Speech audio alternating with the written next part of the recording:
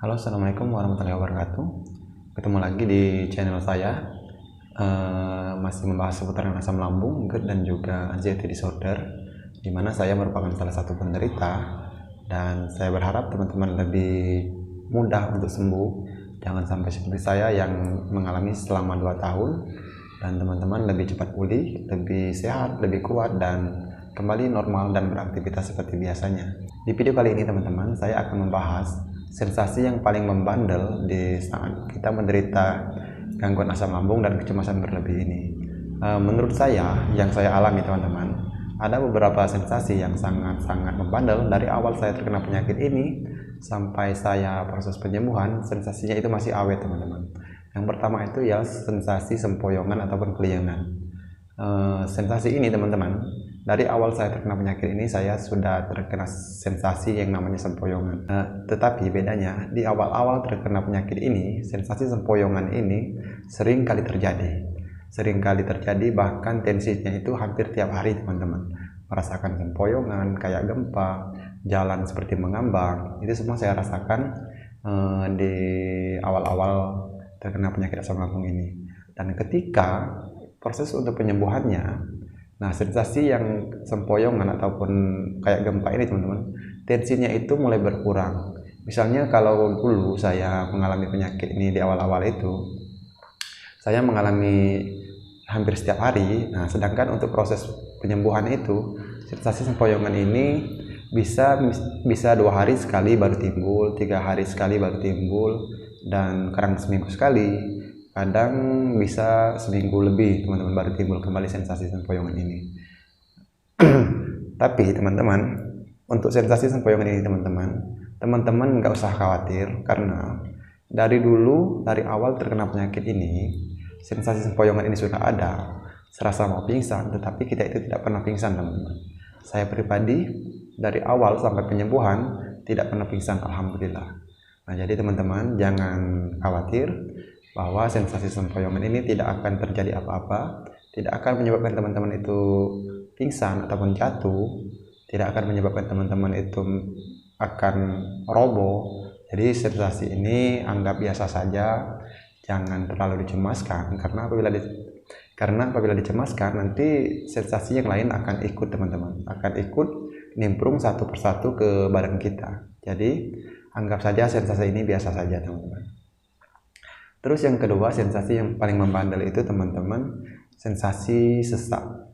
Nah sesak ini teman-teman, saya mengalami kalau di awal-awal itu tidak sesak teman-teman, tetapi ketika di pertengahan sampai penyembuhan itu saya mengalami yang namanya sesak, yang susah bernapas ataupun yang biasa disebut ngap.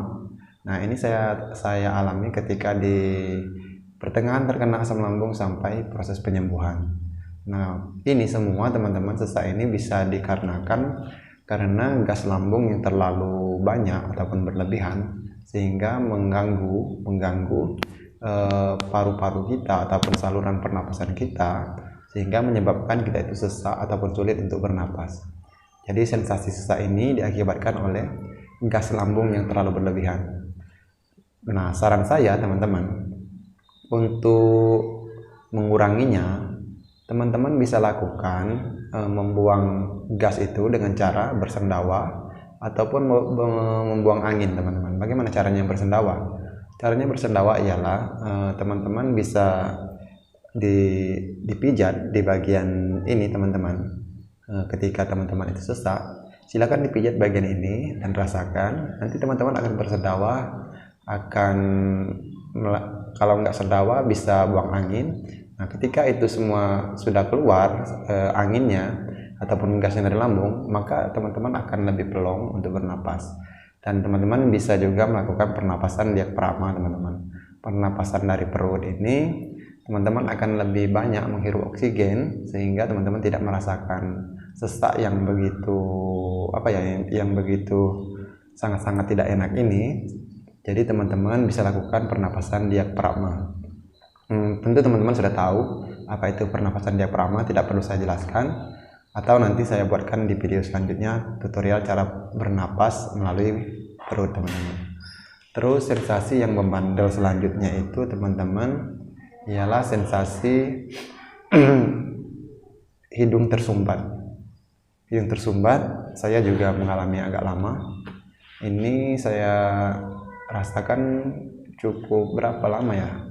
Bisa 8 bulan, 9 bulanan saya rasakan hidung tersumbat ini. Walaupun kita itu tidak dalam keadaan flu, tetapi kita itu merasa hidung kita itu terasa ada ingus ataupun ada yang mengganjal di pernapasan kita ini, teman-teman. Gimana solusinya, teman-teman? Saya dulu, teman-teman, sering sekali membawa yang namanya minyak Preskare, kadang minyak kayu putih, kadang pokoknya minyak yang berbau hipnoterapi lah, minyak-minyak yang mengandung terapi. Bisa Preskare, bisa minyak kayu putih, bisa minyak telon, bisa minyak angin. Itu semua teman-teman hirup minyak ini ketika teman-teman mengalami yang namanya gangguan pada pernapasan, teman-teman. Terus yang selanjutnya, teman-teman, sensasi yang sangat membandel itu ialah sering perut itu sering keroncongan. Sering keroncongan ini, teman-teman, dikarenakan lambung kita ini, teman-teman, sangat menggiling ataupun bekerja itu tidak maksimal, teman-teman. Karena apa? Karena asam yang berlebihan di lambung kita itu menyebabkan pencernaan kita itu lebih cepat mencerna makanan yang ada di perut kita, sehingga ketika makanan yang itu sudah habis dan lambung kita masih bekerja, maka lambung kita itu mencerna sesuatu yang tidak ada, mencerna air. Jadi itulah perut kita itu cepat keroncongan, teman-teman. Ini semua saya derita kurang lebih 4 bulan, 3 bulan mungkin. Terus itu yang paling nggak enak itu belikat sering sakit ataupun pundak sini sering kaku. Nah, ini semua, teman-teman, biasanya dikarenakan faktor kecemasan ataupun faktor tegang. Jadi sebisa mungkin teman-teman harus rileks, harus santai. Karena apa? Kalau teman-teman itu tegang, maka otomatis otot-otot di sini akan merasakan kencang, dan juga di sini belikat kita akan merasakan sakit. Karena apa? Ini difaktorkan karena tegang, dan juga menahan otot lambung kita ini karena tidak kuat, teman-teman. Jadi otot bahu kita ini, otot belikat kita ini membantu otot lambung kita itu supaya lebih baik. Jadi saran saya, ketika teman-teman di sini mengalami belikat ini sakit, teman-teman bisa dipijat-pijat di sini. Mungkin suruh tetangga, mungkin suruh saudara, mungkin suruh suami, mungkin suruh istrinya ataupun anaknya ataupun kakaknya. Bisa teman-teman lakukan pijat di sini, tapi jangan dikerok, teman-teman. Saran saya jangan dikerok, karena nanti kalau dikerok itu bisa menimbulkan menimbulkan pori-pori teman-teman itu akan lebih lebar dan mudah masuk angin. Terus apalagi sih sensasi yang saya rasakan itu sangat membandel lagi, apalagi ya? Saya rasa hanya itu. Iya, ada lagi, teman-teman. Yang paling nggak enak itu, teman-teman, ketika sering sekali merasa was-was cemas. Nah, merasa sendirian, merasa takut mati. Nah, ini sensasi ini agak lama, teman-teman. Tapi ketika rasa was-was ataupun kecemasan takut mati ini sudah hilang, maka teman-teman akan lebih sembuh, akan mudah sembuhnya daripada was-was itu masih melekat, teman-teman. Karena apa? Teman-teman hanya terfokus menyembuhkan lambung saja, tidak lagi terfokus menyembuhkan kecemasan, sudah itu menyembuhkan lambung, menyembuhkan yang lain-lain. Teman-teman lebih fokus menyembuhkan lambung. Jadi hilangkan saja rasa kecemasan ini, abaikan saja, berserah diri, ikhlas, itu kuncinya. Sudah itu perbanyaklah berzikir, bersolawat, sudah itu berbanyak ibadah, maka teman-teman akan merasakan yang namanya ketenangan hati. Dan apabila ketenangan hati itu didapat, maka teman-teman akan lebih mudah untuk menyembuhkan lambung teman-teman itu sendiri. Jadi sekian dulu video dari saya, teman-teman. Mudah-mudahan ini bisa membantu, bisa menerapkan ataupun mengobati rasa kecemasan teman-teman, bahwa teman-teman tidak sendiri.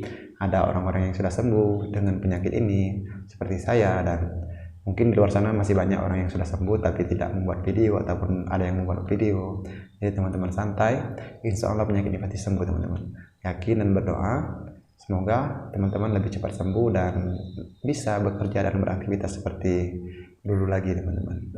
Sekian dari saya. Wassalamualaikum warahmatullahi wabarakatuh.